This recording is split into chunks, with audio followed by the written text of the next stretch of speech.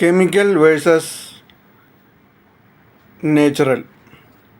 പലരും പറയണത് കേൾക്കാം, ഇത് നേച്ചുറലാണ്, ഇത് കഴിച്ചാൽ സൈഡ് എഫക്റ്റ് ഒന്നും ഉണ്ടാവില്ല, ഇത് കെമിക്കലാണ്, ഇത് കഴിച്ചു കഴിഞ്ഞാൽ സൈഡ് എഫക്റ്റ് ഉണ്ടാകും. എന്നാൽ ഇത് പറയുന്നതിൽ എന്തെങ്കിലും കാര്യമുണ്ടോ?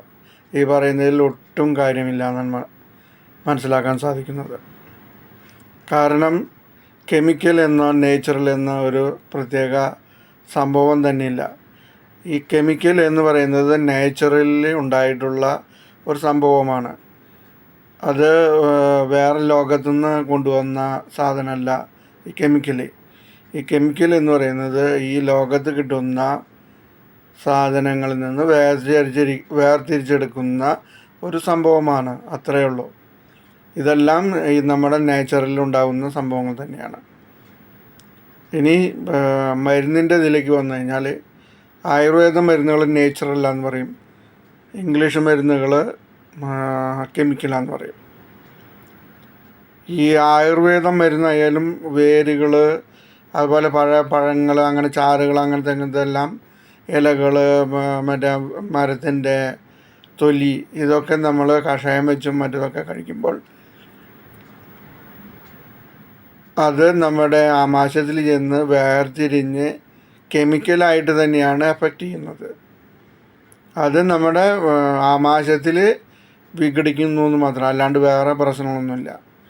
ഇംഗ്ലീഷ് മരുന്നെന്ന് പറഞ്ഞു കഴിഞ്ഞാൽ നമ്മളെ ആമാശയത്തിനെ കൂടുതൽ ലളിതമാക്കുകയാണ് ചെയ്യുന്നത്. അതായത് വേരുകളിലും മറ്റേ പ്രകൃതിയിൽ അടങ്ങിയിട്ടുള്ള വസ്തുക്കളിൽ നിന്ന് ഈ രോഗം മാറ്റാൻ വേണ്ട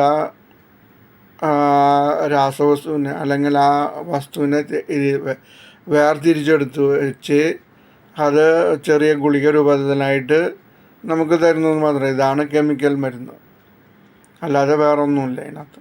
ഇപ്പോൾ ഒരു ആപ്പിൾ നമ്മൾ കഴിച്ചു കഴിഞ്ഞാൽ ആമാശയത്തിൽ ചെന്ന് വിഘടിക്കുകയും അതിൽ നിന്നുള്ള പലതരത്തിലുള്ള കെമിക്കലുകളും മറ്റതും വേർതിരിയുകയും നമ്മൾക്ക് ആവശ്യമുള്ളത് നമ്മുടെ ശരീരം അബ്സോർബ് ചെയ്യും, മറ്റുള്ളത് പുറത്തുള്ളുകയും. ഇത് തന്നെയാണ് സംഭവിക്കുന്നത്. ഇപ്പോൾ കെമിക്കൽ എന്ന് പറഞ്ഞു കഴിഞ്ഞാൽ അടങ്ങിയിട്ടുള്ള സാധനങ്ങൾ അടങ്ങിയിട്ടുള്ള വസ്തുക്കൾ ഒരു ലാബിൽ കൊണ്ടുവന്ന് വേർതിരിച്ചെടുത്ത് അത് നമുക്ക് ഗുളിക രൂപത്തിൽ തരുന്നത് മാത്രം, അല്ലെങ്കിൽ ലായനി രൂപത്തിൽ തരുന്നത് മാത്രം, അല്ലാണ്ട് വേറെ വ്യത്യാസമൊന്നും അതിനകത്തില്ല.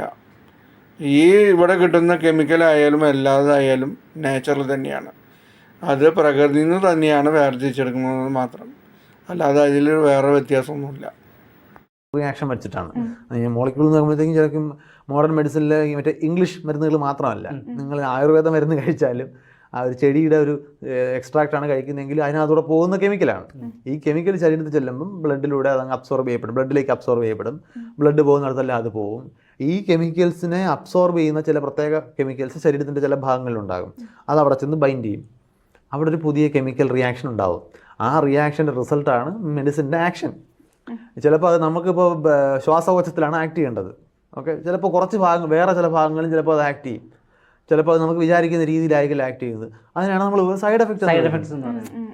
നിങ്ങൾക്ക് ഇതിനെ കൺട്രോൾ ചെയ്ത് പരമാവധി മെഡിസിനിലൊക്കെ പ്രധാനപ്പെട്ട റിസർച്ച് എന്ന് പറഞ്ഞാൽ എങ്ങനെയാണ് സൈഡ് എഫക്ട്സ് കുറച്ച് ഈ പ്രത്യേക പ്രദേശത്ത് മാത്രം പ്രവർത്തിക്കുന്ന രീതിയിൽ ആ കെമിക്കലിനെ മോണിറ്റർ ചെയ്യുക, എഞ്ചിനീയർ ചെയ്തെടുക്കുക. അതൊക്കെ വളരെ സൂക്ഷ്മകാലത്ത് ചെയ്യുന്ന റിസർച്ച് ഏരിയകളാണ് അതൊക്കെ. അപ്പോൾ ഞാൻ പറഞ്ഞത്, നിങ്ങളുടെ ശരീരത്തിലേക്ക് നിങ്ങൾ ആഹാരമായിട്ടൊരു സംഗതി അകത്തേക്ക് എടുത്തു കഴിഞ്ഞാൽ അത് അബ്സോർബ് ചെയ്യപ്പെട്ട് ശരീരത്തിൻ്റെ എല്ലാ ഭാഗങ്ങളിലും എത്തും. ചില ഭാഗങ്ങളിൽ ഈ കെമിക്കൽ റിയാക്ട് ചെയ്യത്തേ ഇല്ല. അത് ബ്ലഡിൽ കൂടെ ഒന്ന് കറങ്ങി തിരിച്ച് വന്നിട്ട് കിഡ്നി കൂടെ ഫിൽട്ടർ ചെയ്ത് അതങ്ങ് പോകും. ചില സ്ഥലങ്ങളിൽ ഇതിനെ റിസീവ് ചെയ്യുന്ന മറ്റ് മോളിക്യൂൾസിൽ ചെന്ന് റിയാക്ട് ചെയ്യും. ഡ്രഗ് ബേസിക്കലി വർക്ക് ചെയ്യുന്നത് ടാർഗറ്റ് മോളിക്യൂൾസിൽ റിയാക്ട് ചെയ്തിട്ടാണ്. നിങ്ങൾ ആ വാക്ക് റിസപ്റ്റേഴ്സ് എന്നോ ടാർഗറ്റ് എന്നുള്ള വാക്ക് മെഡിസിനായിട്ട് ബന്ധപ്പെട്ട് കേൾക്കുന്നത് ഇങ്ങനെയാണ്. ഇപ്പോൾ നമുക്ക് ആസ്മാറ്റിക് ആയിട്ടുള്ള ഒരാളിന് ഇപ്പോൾ ഒരു സെല്ലോ അതിനെ വിളിക്കുന്നത് നമ്മുടെ ഈ ബ്രോങ്കോ ഡൈലേഷൻ എന്ന് പറയും. ഈ അതിനെങ്ങനെ വലുതാക്കുന്നു. ആ ബ്രോങ്കൈറ്റിസ് എന്ന് പറയുന്നത് എപ്പോഴും ഇൻഫെക്ഷൻ വരുന്നത് ഐറ്റിസ് എന്ന്. ബ്രോങ്കോ ഡൈലേഷൻ എന്ന് പറഞ്ഞാൽ ഈ ശ്വാസനാളിയെ ഡൈലേറ്റ് ചെയ്ത് കൊടുക്കുക. മസിലാണ്.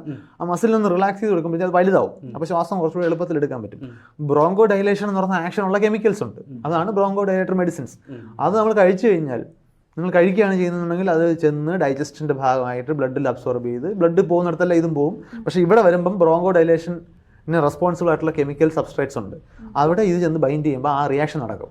ആ റിയാക്ഷൻ കാരണം ആ മസിൽ റിലാക്സ് ആവും. പക്ഷെ അത് ഇവിടെ കയ്യിലൊക്കെ തുമ്പിലൊക്കെ വരുന്നുണ്ടാവും, അത് കറങ്ങി തിരിച്ചു പോകും. അവിടെ ആക്ഷൻ, അതിന് റിസീവ് ചെയ്യാനുള്ള കെമിക്കൽസ് ഇല്ല. നമ്മളിപ്പോൾ എങ്ങനെ പറയുമ്പോഴും എപ്പോഴും പലരും പറഞ്ഞു കേട്ടിട്ടുണ്ട്, അത് ബ്രെയിനിന് നമ്മളൊരു സിഗ്നൽസ് പോലെയാണ്, ഈ സിഗ്നൽസ് ആണ് പ്രൊവൈഡ് ചെയ്യുന്നത്. അല്ലെങ്കിൽ ഈ പറഞ്ഞ പോലെ ആ ഒരു വർക്കിങ്ങിന് അപ്പം ഇപ്പം ഒരു എക്സാമ്പിൾ പറഞ്ഞാൽ കുഞ്ഞ് ജനിച്ച് വീണു, മനുഷ്യ ഒരു